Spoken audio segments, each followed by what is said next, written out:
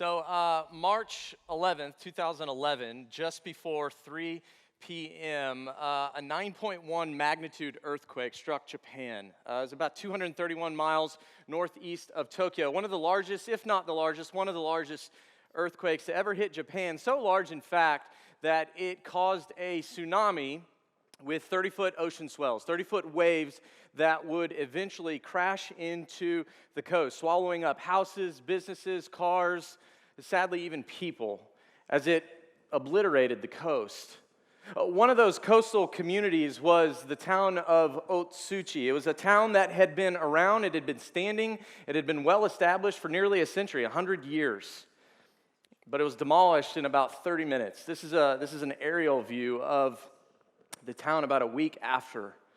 As you can see, most of what's there is destroyed. And what do we do when something like this happens? Where do we go?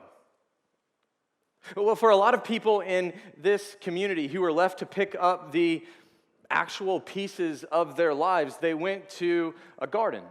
The same garden, in fact, because in this garden was a phone booth. This is a picture of the phone booth in the garden. It's a white glass pane phone booth, and inside this phone booth, it's difficult to see, there is a phone. Now, this phone is known to locals as the wind phone, and that's because this old school rotary phone, it doesn't actually work. See, it never rang with incoming calls. Its outgoing messages didn't travel through its cords. But that wasn't a secret. Locals didn't go to this phone to make actual phone calls. That's not why they went. The reason they went is because this phone booth was a place of refuge. It was a place that they could process what had happened, a place that they could process their grief, their frustration, their fear, their anger. It was a place that they could go in private and they could express, because in Japanese culture, it's difficult to share how you're actually feeling. But here in this secluded, private place, they could share their hopes and dreams for what was left of their lives. There's a podcast on NPR. There's actually a documentary, I think. I didn't watch that, but I listened to the podcast. And to be honest, it's tremendously sad. Because you hear, they've got footage, actual recording, person after person coming to this phone booth inside a garden in a town that's mostly destroyed by a tsunami caused by an earthquake. Person after person. Why? Why come to this phone booth? Well, in their own way, several of them said, because we don't know where else to go. When hard came in their life, they didn't know where else to go. Where do we go when life gets hard? Where do you go when life gets hard? Not tsunami destroys your town hard. None of us have probably experienced that, but how about when life hands you lemons hard? When reality doesn't meet expectations? When we don't get what we want, or someone challenges our identity, or questions our worldview, or what we think and feel? Those things are hard, right? Where do we go when that happens?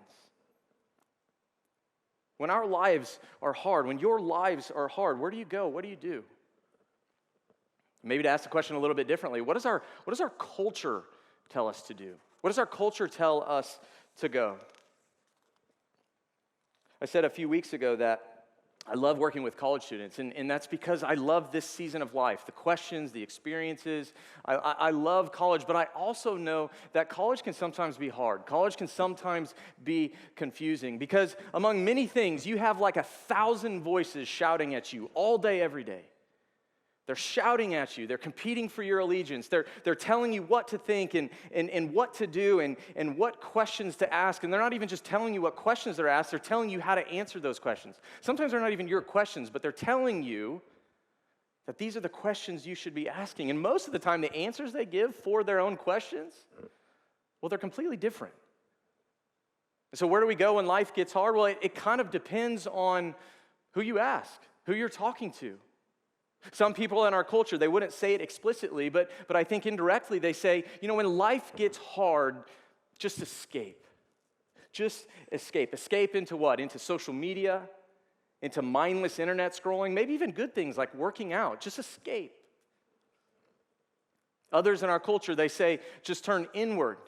Self-focus, self-care, be selfish, take time for yourself, do whatever you need to do as long as you need to do it. Maybe hype yourself up. Remind yourself why you're great. Focus on all the good that you've done. Increasingly, it seems like one of the responses that I see from our culture that when hard comes, whatever hard is that you and I, we're told we should just shut it off, cut it off, shut it out. Whatever it is that's making life hard, just cut it out. If it doesn't feel good, cut it out. If you don't like it, cut it out. If it makes us uncomfortable, move on. Others tell us what? To distract ourselves. Binge Netflix, social media, school, work, relationships, sports, hobbies, you name it. Whatever takes your mind off, whatever that thing that's hard in your life is, do that. Distract yourself. Some would say put on a front. Pretend like it's okay. Tough it out. Find the strength within yourself just to get past whatever that hard thing is. And then, of course, we can't deny the reality that some are saying, again, maybe not as much explicitly, but implicitly, just forget it all.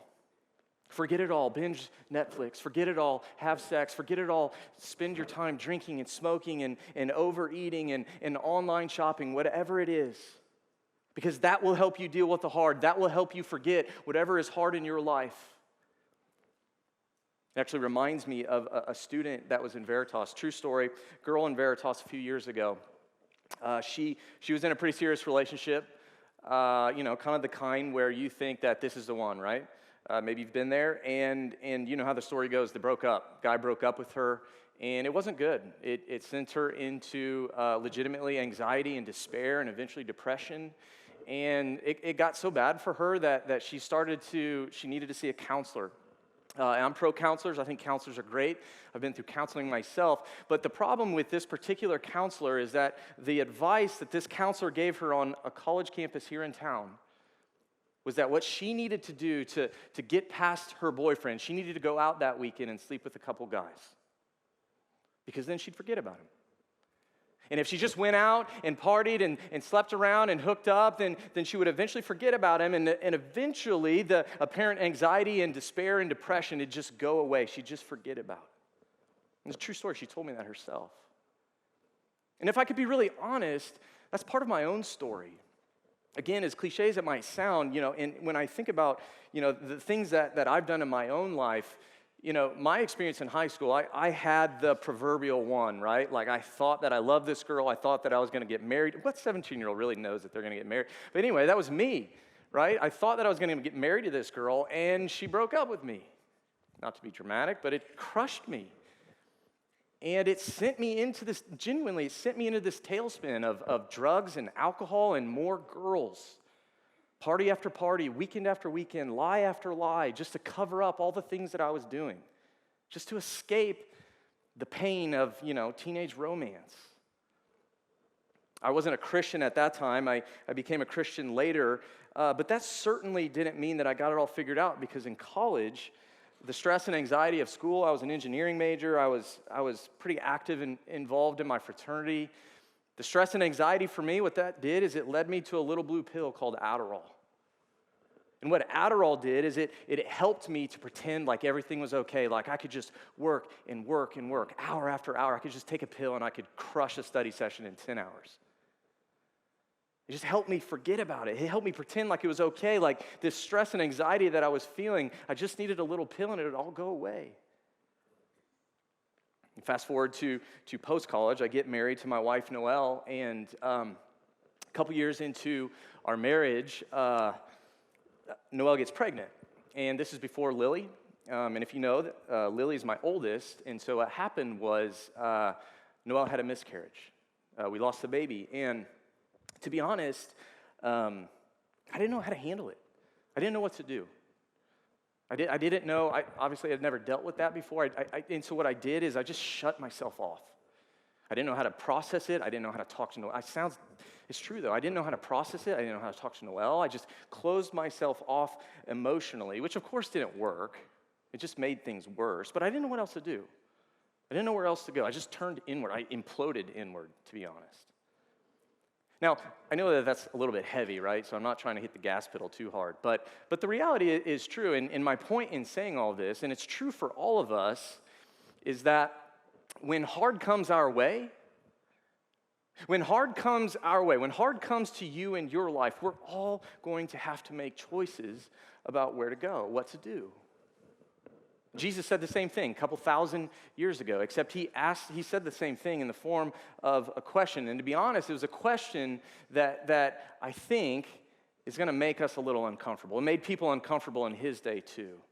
It comes at the end of a long passage, and so we've got a bit of work to do to get there. But let me set up. So we're going to look at John chapter 6. And in John chapter 6, what we see at the beginning of the chapter, we see this miracle of Jesus. He feeds 5,000 men, we're told. In all actuality, it was probably more like 10 to 20,000 if you include women and children. But Jesus feeds, miraculously, 20,000-ish people with a few loaves of bread and a couple fish. He multiplies them so that all the people there, tens of thousands of people there, eat their fill. If you're at the Crossing this past weekend, Keith preached on that sermon. It's a great sermon. If you don't have a church, I would encourage you. The Crossing's a great church. If you missed that sermon, check it out. It's really good. We'll overlap a bit, but I want to focus more on the end of this passage. And so we're going to pick up here in verse 25. This is what it says. When the crowds found Jesus on the other side of the lake, they asked him, Rabbi, just means teacher, when did you get here? Jesus answered, very truly I tell you. When Jesus says very truly, he means listen up, because what he's saying is important. Very truly I tell you, you're looking for me not because you saw the signs I performed, but because you ate the loaves and had your fill. See, it's interesting that Jesus knows, they ask him a question, and Jesus knows what they really want. They don't want him, they want what they think that he can give them. They wanted the sign. They wanted the material, the physical, the benefit that they thought that they could get from Jesus. But Jesus was there to give them himself. But that's not what they wanted. But Jesus wasn't done, because he keeps going, and he says this.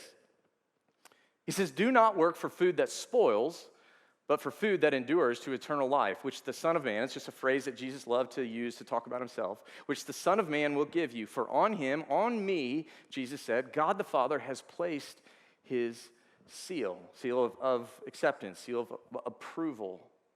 This is kind of interesting because the disciples, they asked Jesus a question, right? They say, hey, when'd you get here? And Jesus, I suppose this is where the phrase comes from. He kind of Jesus jukes them, right? He doesn't answer their question at all. He does this often. People ask Jesus a question. Jesus doesn't really answer the question they're asking. And that's what happens here. They say, when did you get here? And he starts talking about working for food that spoils versus working for food that lasts.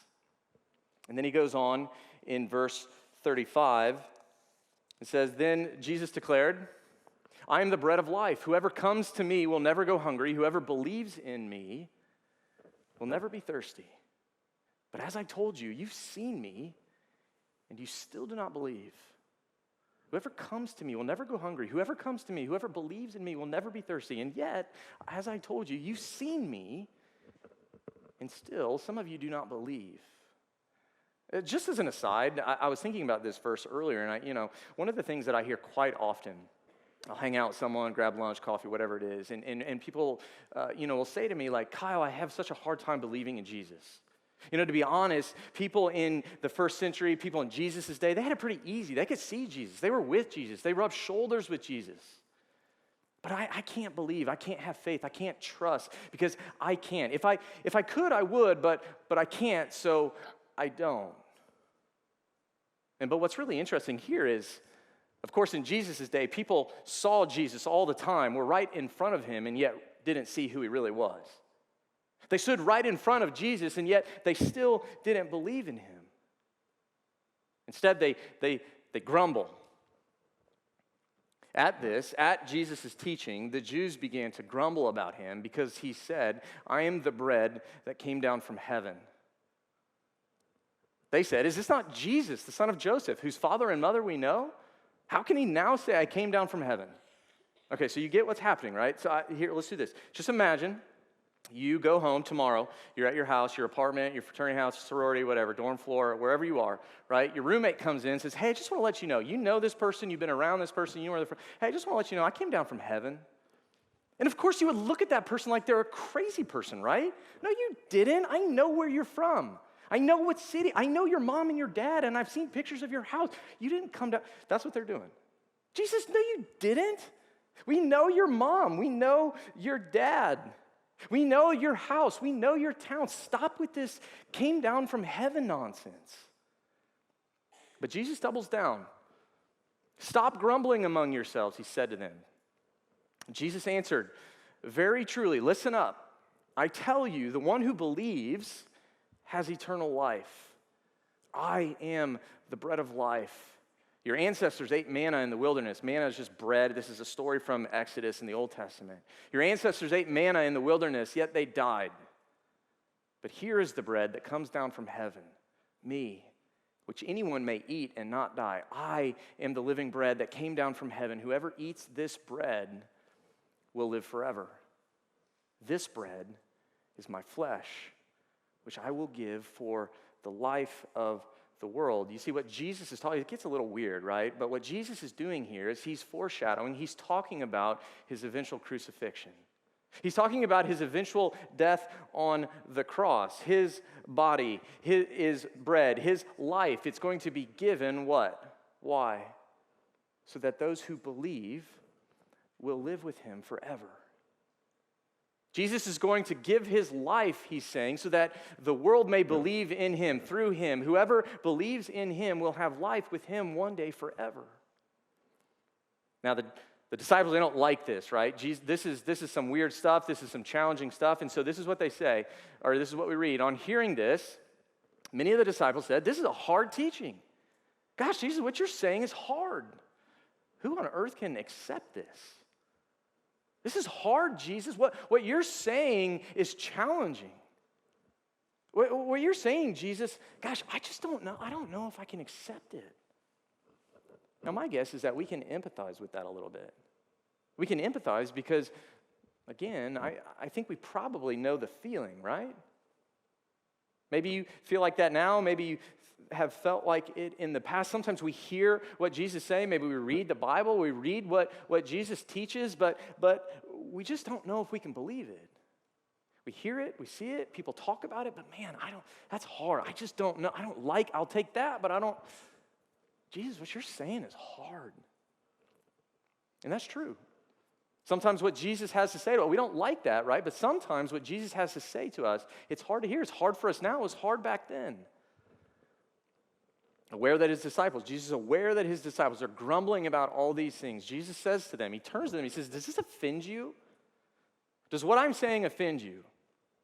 Then what if you see the Son of Man ascend to where he was before? What if you see the Son of Man ascend to where he was before? See, what Jesus is doing here is he's saying, look, here's the deal. If what I'm saying is offensive to you, if you think that it's offensive that I call myself the bread of life, the bread that's come down from heaven, the eating of me will satisfy you. If you think that's offensive, just wait, because remember, he already talked about his crucifixion. But just wait, because one day I'm going to die on a cross, and then you know what? I'm going to rise from the grave. I'm going to rise from the dead. I know you think that dead people stay dead, but they don't, because I'm going to walk out of that tomb 3 days after I die. And then a few days later, you know what's going to happen? I'm going to ascend in bodily form. This is what the Bible teaches about Jesus. I'm going to ascend. Jesus ascends bodily to heaven where he came from. Now, maybe that sounds bizarre to you. It was for sure bizarre to them, and it was the straw that broke the camel's back.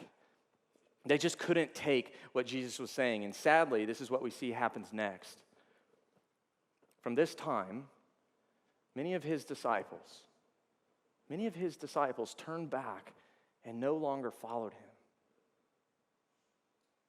From that time, they turned back and no longer followed. Crowds upon crowds when Jesus is doing miracles. Crowds upon crowds when Jesus is giving them things, when Jesus is feeding their bellies. But when Jesus starts teaching about something hard, what do? They leave. They walk away. Now, I don't know about you, but that's kind of sobering, because this doesn't say like people on the periphery, people that didn't really know Jesus just decided he wasn't worth it. This is disciples walked away from Jesus because what Jesus was saying was hard. It's not what they wanted to hear.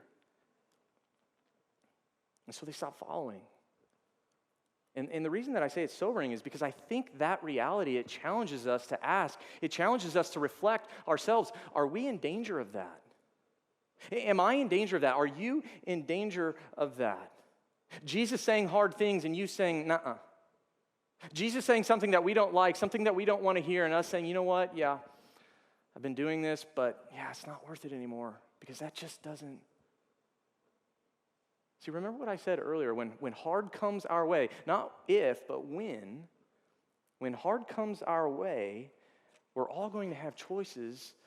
We're all going to have choices to make about where we're going to go, what we're going to do. And Jesus knows that. Jesus knows that because when everybody else is leaving, he turns to his disciples and he says, you don't want to leave too, do you?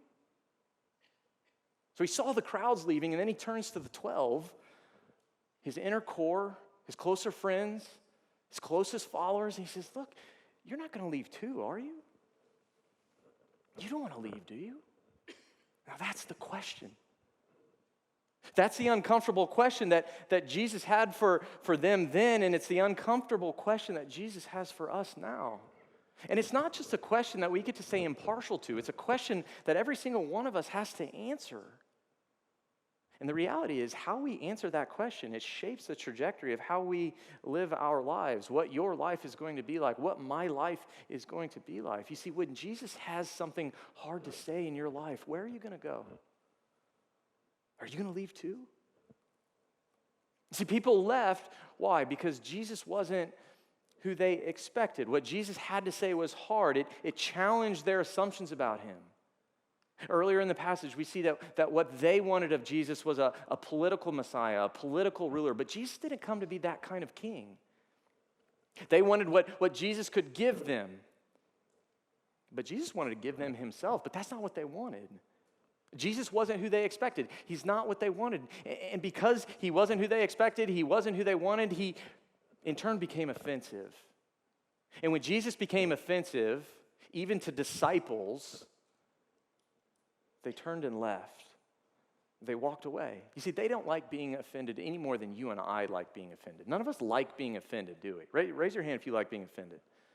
No one. Makes me think of an article in The Atlantic a few years ago. Maybe you saw it. It turned into a book now called The Coddling of the American Mind. And in the article, and certainly in the longer book, the authors, it's fascinating. It's hard to read because it's talking about us. It's talking about college students. You, not me. At one point, me. Right? But it's talking about college. These authors, what they do is they start exploring how, kind of in the name of emotional well-being on college campuses, college students are increasingly demanding protection from words and ideas and phrases that we don't like. We want protection from ideas that we don't like. We want protection from words we don't like. And we don't just want protection, we want punishment for the perpetrators. Here's one of the quotes from the article. It says this: a movement is arising to scrub campuses clean of words, ideas, and subjects that might cause discomfort or give offense. See, every single one of us, we've probably said it, but we've certainly heard it. I'm offended, right? It's become this kind of unbeatable trump card in our culture because everywhere you go, someone somewhere is offended about something. Someone's always offended. Maybe sometimes that's even us. We're always offended. Why? Well, I think there are lots of reasons why. I think there are lots of things to say, but I think one of the reasons why we're always offended is because we all crave comfort. We all want to be comfortable. We want what we want when we want it, and when we don't get it, we move on, or we get frustrated, or we get offended, or we lash out, or we tribalize, whatever. We want comfort. The problem is, that makes following Jesus really hard. When we crave comfort, when we live for comfort, that makes following Jesus really hard because Jesus didn't come to make us comfortable. Following Jesus isn't going to be easy. Following Jesus doesn't make us comfortable. In fact, just the opposite. This is what Jesus says about following him. Whoever wants to be my disciple, follower, whoever wants to pledge their allegiance to me must deny themselves and take up their cross and follow me. You see, self-denial in a culture of self-promotion, it's hard, isn't it? Jesus is calling us to self-denial when our culture tells us to self-promote. It's hard to live the way that Jesus is calling us to live, and yet that's what he's calling us to. It's uncomfortable.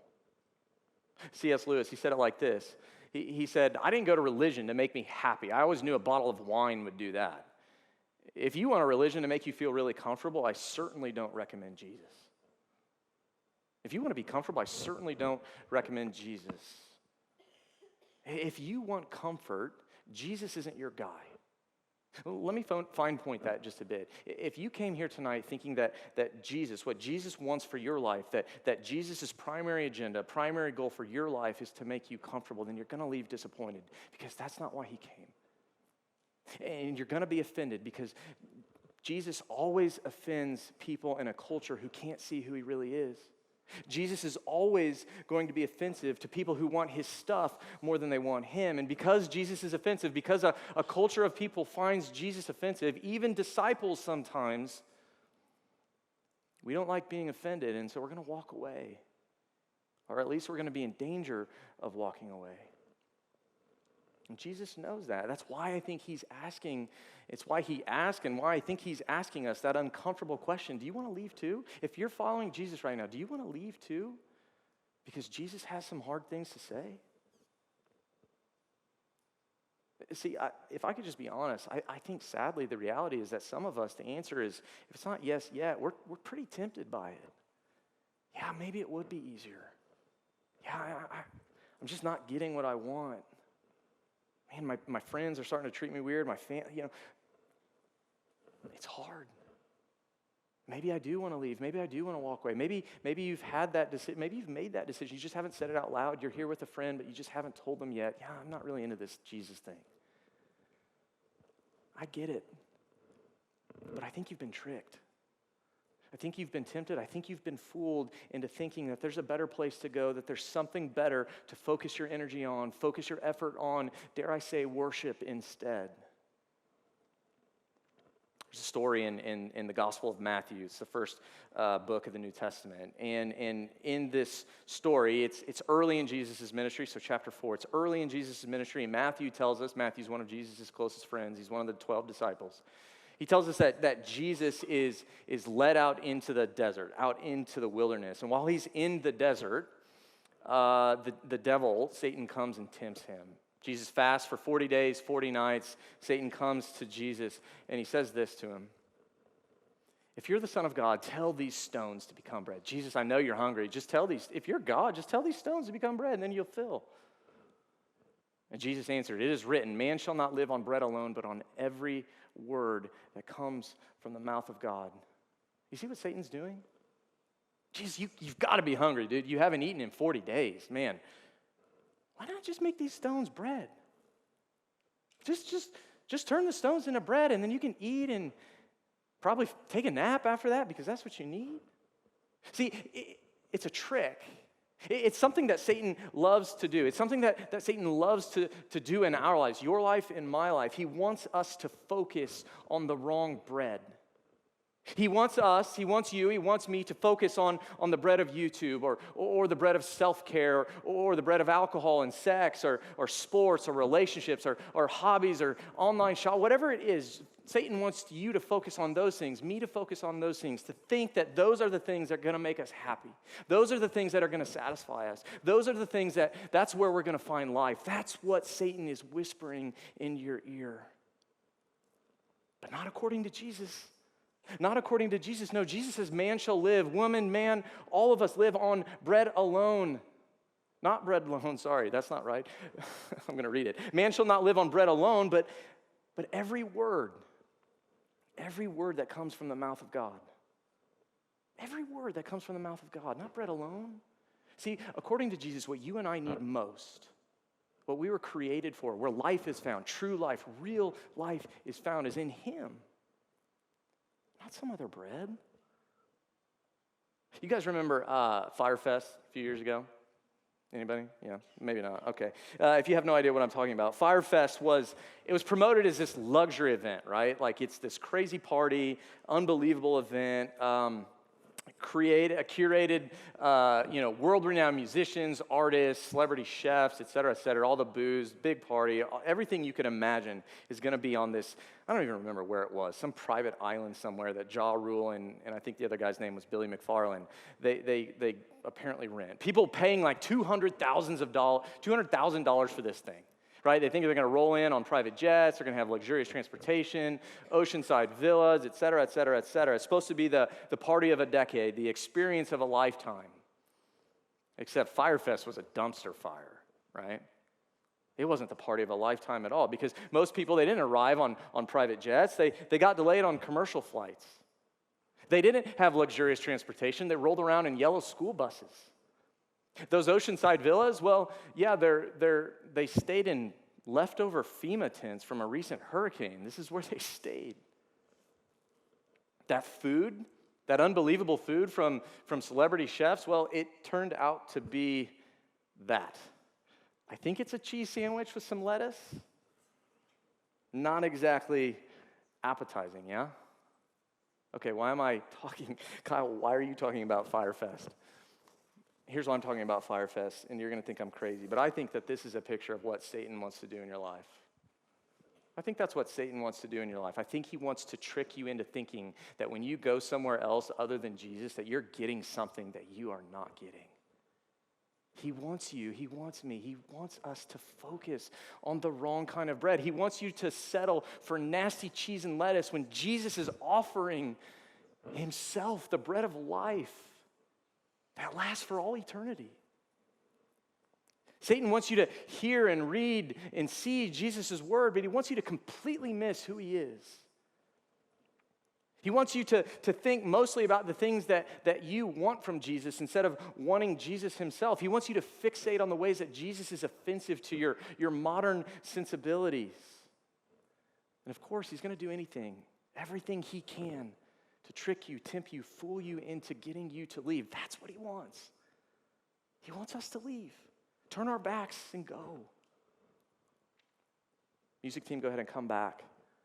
See, I'm not up here trying to say that following Jesus is easy. I'm not pretending that it is because, in fact, it's the opposite. Following Jesus is hard. If you've been following Jesus very long at all, following Jesus is hard. And if it's not, then maybe you aren't actually following Jesus. It's hard to follow Jesus. And when that hard comes, whatever it is, whatever it looks like, when Jesus speaks into your life and confronts and challenges whatever that thing is, probably sin, when Jesus confronts that, we're going to have choices about where we want to go. See, remember that Jesus asked the disciples, do you want to leave too? Look at how Peter responds. It's the very end of the passage. Simon Peter answered him, Lord, to whom shall we go? You have the words of eternal life. We've come to believe and to know that you are the Holy One of God. See, Jesus is asking, do you want to leave? And Peter's response is, where are we going to go? Where are you going to go? See, maybe you're not there yet. That's okay. I'm glad you're here. Keep coming. Maybe you've got lots of questions. Awesome. This is the place for you. Maybe consider joining a small group, coming to Camp Veritas with us in a couple weeks. But wherever you are, regardless of where you are, my hope and prayer for all of us is, whether we're here in person, we're listening later online, is that we would increasingly see, that we would increasingly believe that there is nowhere else to go. There is nothing better, that no one else can satisfy us like Jesus can. Because in Jesus is life, true life, real life, the life that you and I were created for. Amen.